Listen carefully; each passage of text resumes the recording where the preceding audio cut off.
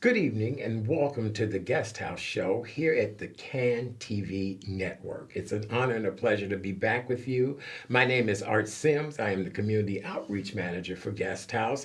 And sitting with me tonight is a gentleman who really needs no introduction, but he actually does. He is our CEO, Mr. Adam Helman of the Guest House Foundation. Hello, Adam, and how are you? Hello, Art. Good evening. Good evening to everybody here. Thanks so much for joining us. I am Adam Helman, the Executive Director of the Guest House, and it's a pleasure to be on the airwaves here at CAN TV. Always a pleasure. We want to say happy belated Mother's Day. We also want to acknowledge the fact that May is Women's Health Awareness Month, as well as Asthma and Allergy Awareness Month. And so today we're going to have a conversation about overall health. But before we get into that conversation, I wanted to talk a little bit about Guest House. For a lot of the people who may be viewing us for the first time or have never heard about Guest House, Adam, can you please explain what is Guest House and how does it work? Sure. So, Guest House is a nonprofit here in Chicago.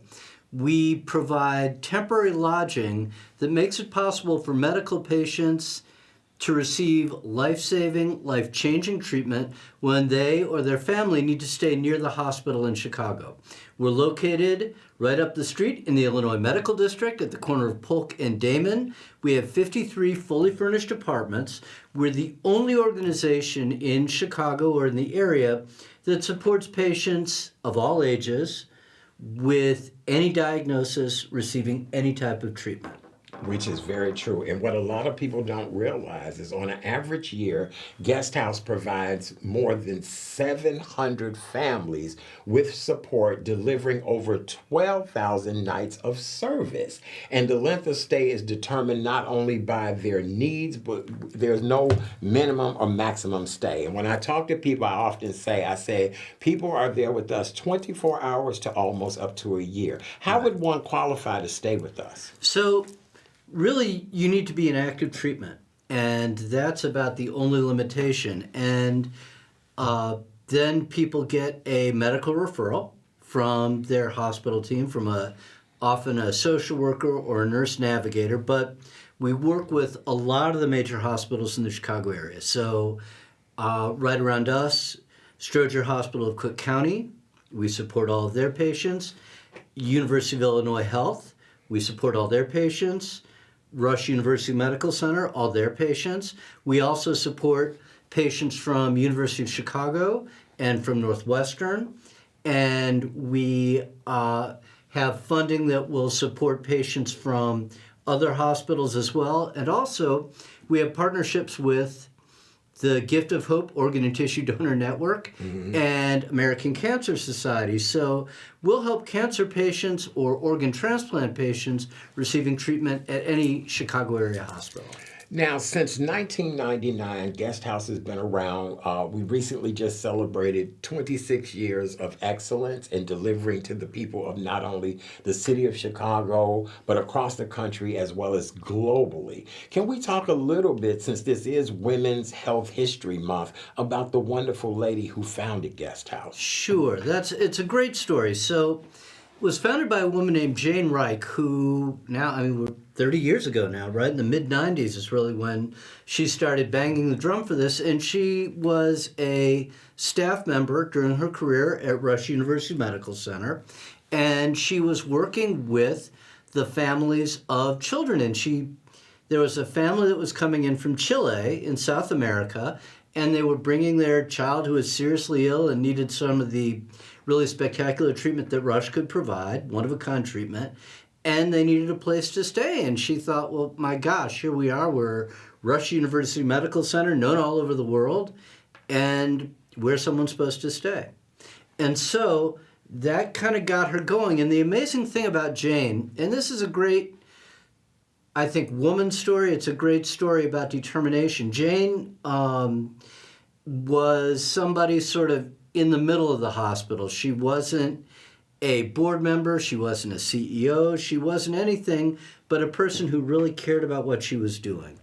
And so she really started agitating for this and talking it up. And she got in to see the CEO, and she got to talk to trustees at Rush about how important this was. And then the other amazing thing she did was she was able to get Rush, University of Illinois, and Stroger Hospital all on the same page as well. Those are all great hospitals, and they're not typically used to working together on things. And she got them to partner together to support us. So really a remarkable story, and one where, you know, sometimes we think, oh, I don't have the network, or I don't have the title, or I don't have the whatever behind me to do something, but she had the determination and the vision, and literally that's why you and I are here tonight, Art. And which is a wonderful thing. I want to talk to you a little bit about the earlier days of Guest House and how that all came to be.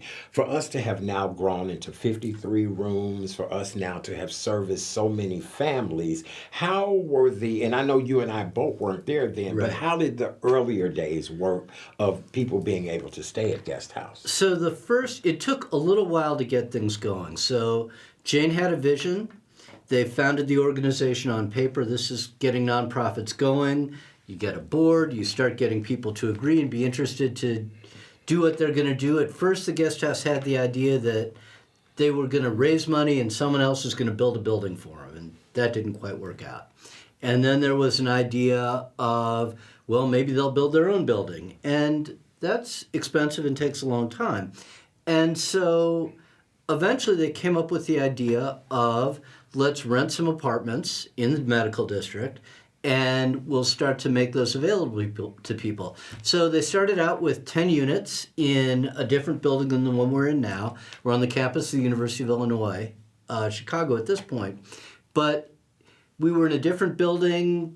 The operation was a little more challenging because we just weren't close to the hospitals at that point. We didn't control the building very well.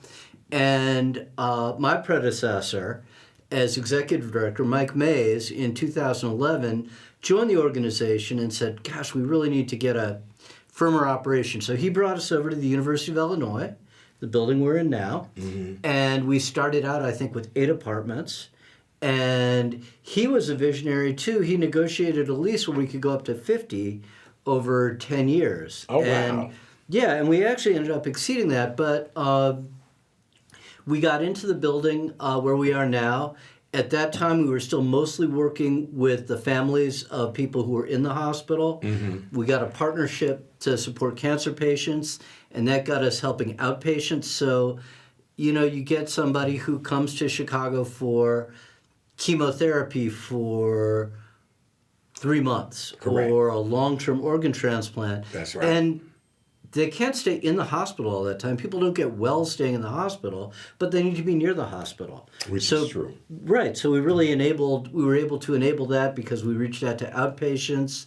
And then eventually, as we grew, we were able to get connected with University of Chicago.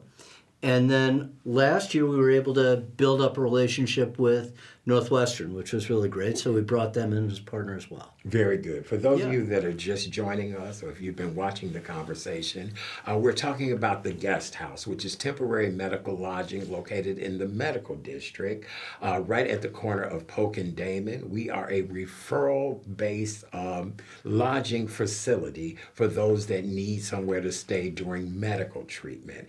And we're talking now with the CEO of Guest House, Mr. Adam Helman. I am the Community Outreach Manager.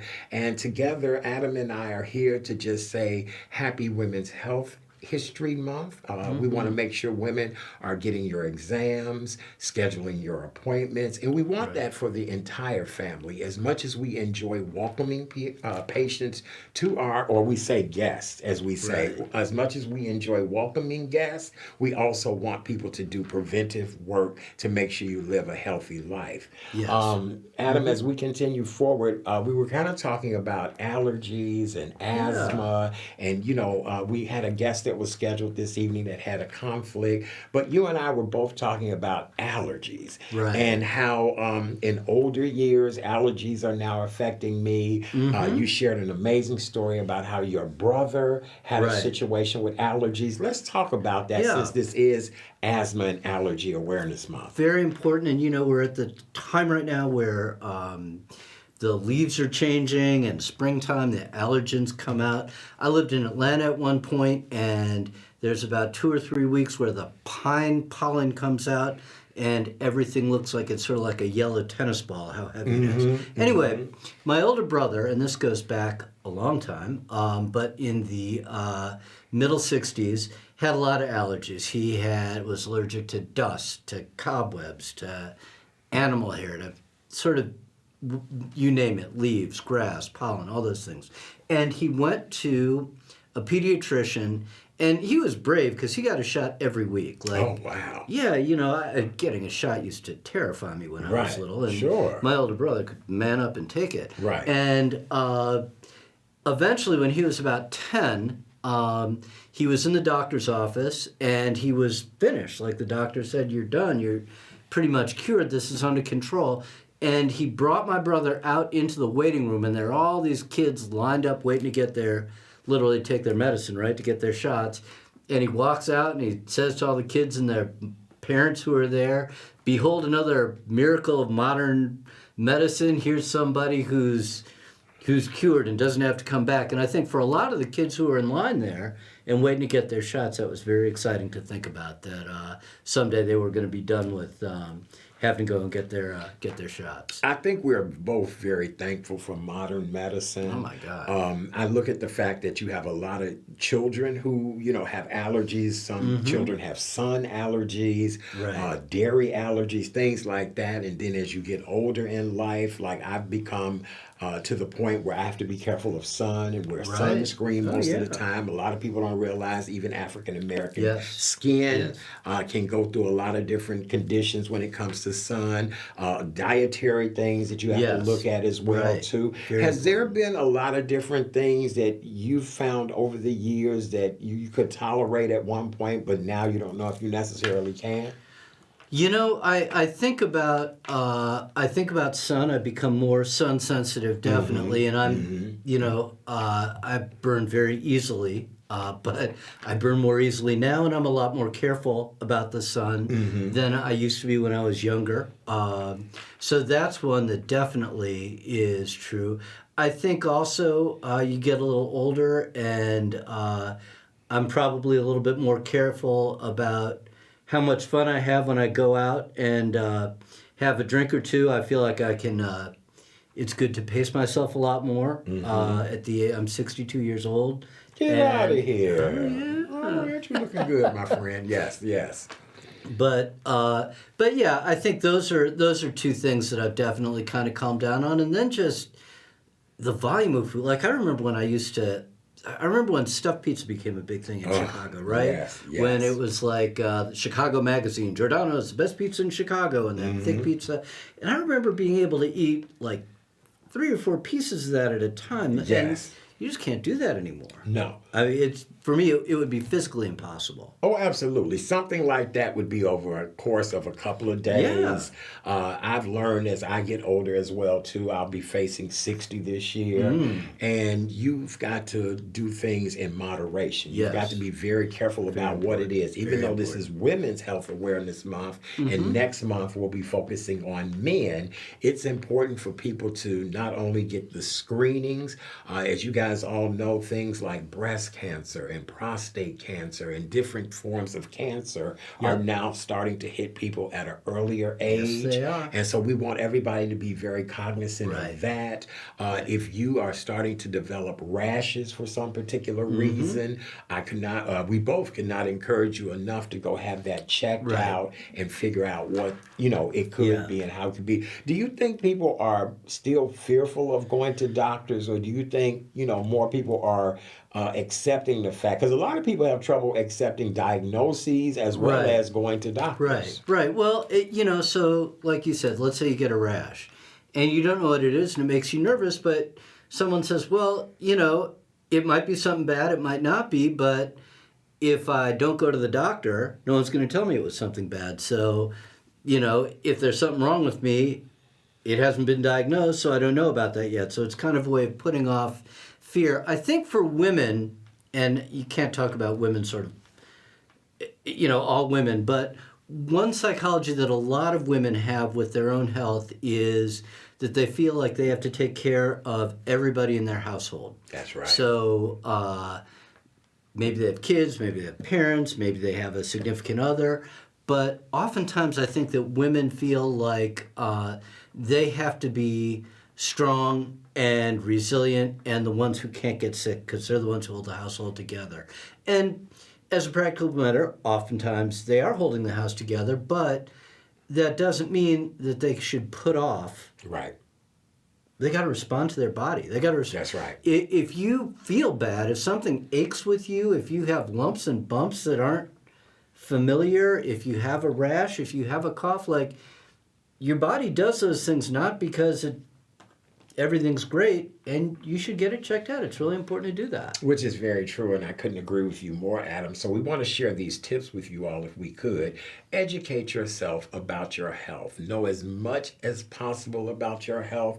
Know whether or not something is hereditary or not. Knowing your family history is very important, right. As well as just talk to your family about, does this run in the family? Right. Do you know of anybody else who has had this?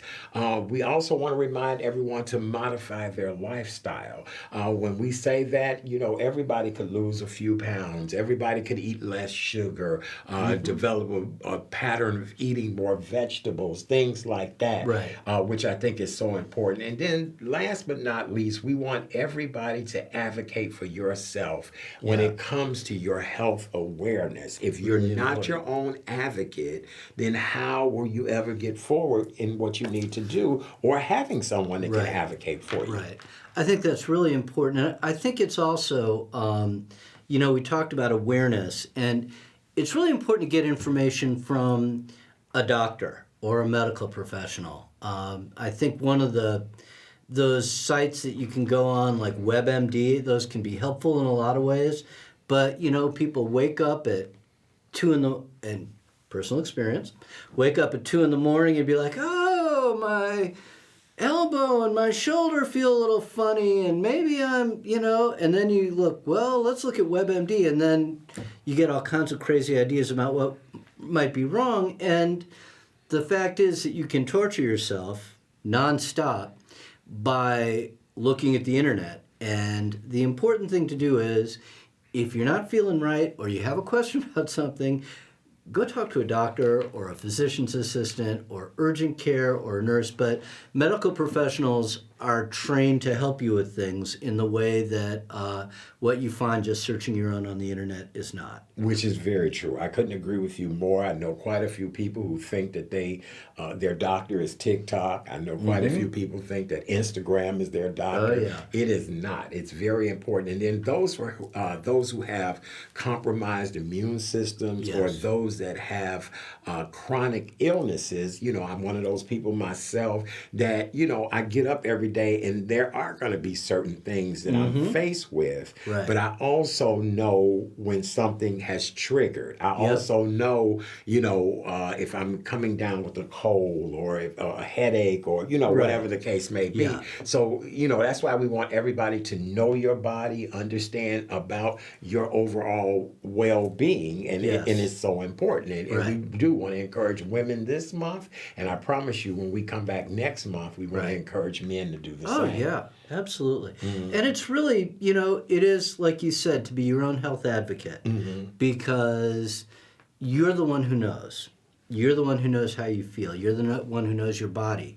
And if something's not right and is more than kind of the normal whatever, we all get aches and pains a little bit as we get older, but you're the one who has to ask and you're the one who has to say something, because, that feeling of standing around, you hear about somebody really sick and they're in the hospital and you think, boy, oh boy, if only they woulda. Right. And those kind of regrets.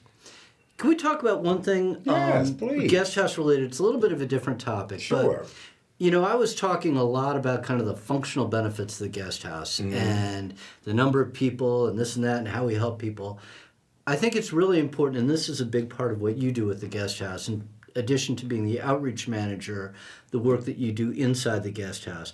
Talk a little bit about the experience that we create and some of what you've experienced with your interaction, because it's wonderful to have somebody with your empathy, your magnetic personality, your ability to relate to people, and sort of that feeling about making it more than just four walls.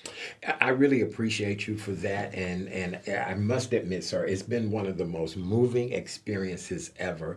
Most of my career has been dealing with the public, whether it was in the travel industry, in the media industry, and now for me to be dealing with people on a one-on-one level. When you meet someone who is a complete stranger, they may not be versed on Chicago, they may not be versed on a lot of different things, and for you to help them navigate their way through whatever it is that they're going through, to me is the greatest reward ever, and I really do enjoy it. I started off in guest services. I was an assistant house manager. Now I do community outreach. The fact that Guest House has been around for 26 years, I feel that everybody should know about what Guest House is and what we do on a daily basis. But interacting, I love doing veteran orientation. We welcome veterans for 2-week intensive programs through the Road Home program through Rush Hospital.